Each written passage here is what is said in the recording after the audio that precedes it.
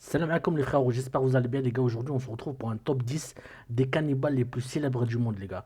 Donc les gars, les mecs ils ont le cœur sensible et tout, franchement c'est des histoires de psychopathes. Donc voilà, je vous oblige pas à regarder, mais en tout cas c'est un sujet intéressant. Donc les gars, sahaftalkom et bon ramadan à vous. À de suite les frères.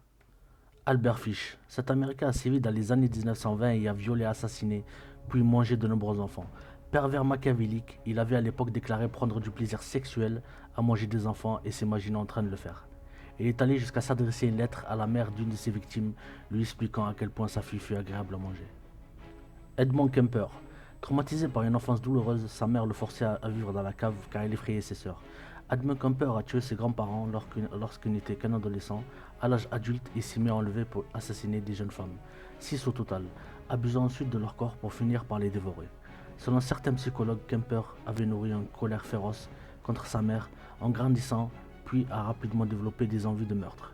Il la tuera également, il expliquera par la suite qu'il dévorait ses victimes afin de les posséder pour toujours. Andrzej Chikatilo, le monstre de Rostov. Ce philologue russe a tué pas moins de 52 personnes, majoritairement des femmes et des enfants dont il a dégusté les parties génitales.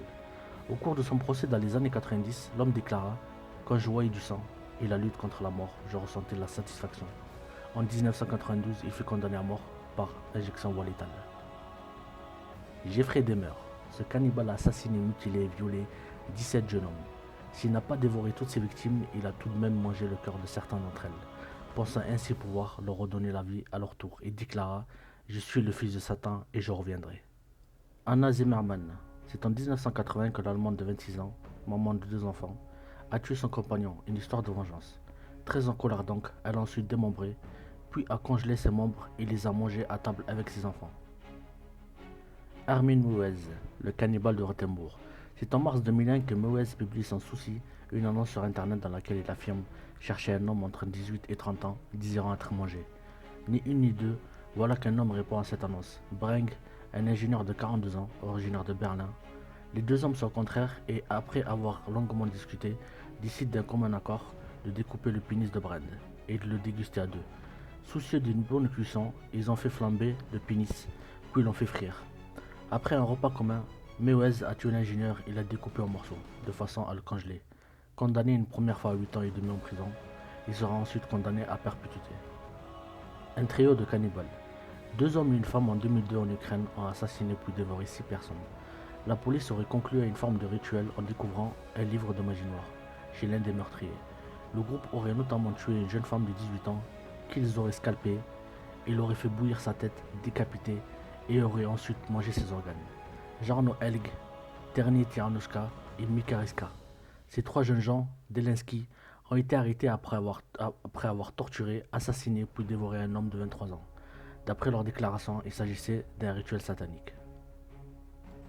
Issei Sagawa, ce jeune japonais étudiant en France, avait invité chez lui une de ses amies hollandaises, Renée Helvet. Celle-ci ayant refusé ses avances, le jeune homme n'a pas hésité à la battre d'une balle dans la nuque. Il a ensuite découpé son corps en morceaux afin de la déguster. Rien n'est aussi précieux qu'un morceau humain, a-t-il déclaré.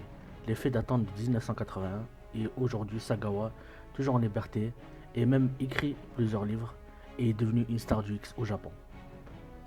Nicolas Cocaine.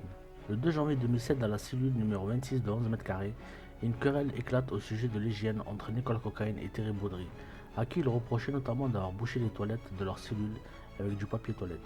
Nicolas Cocaine, pris d'une jouissance intérieure identique à une jouissance sexuelle, tabasse à coups de poing, de genoux, de pied son co-détenu Terry Baudry, ayant dû le poignarder d'une dizaine de coups sur le dos, le cou et le thorax avec un couteau artisanal et de l'achever en l'étouffant avec des sacs poubelles durant 5 minutes. Piqué par la curiosité, Nicolas Cocaine désire manger le cœur de sa victime. Avec une lame de rasoir, il découpa le thorax de Thierry Baudry, prélève un organe qui s'est avéré être, par la suite, un bout de son poumon gauche et des muscles intercostaux. Il le met dans un sachet pour le garder en conservation.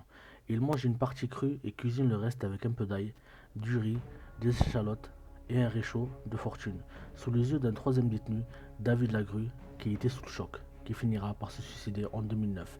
Nicolas Cocaine a confié au psychologue Lucien Venom qu'il a examiné ce qui est terrible, ce que c'est bon, ça a le goût de cerf, c'est tendre et j'adore.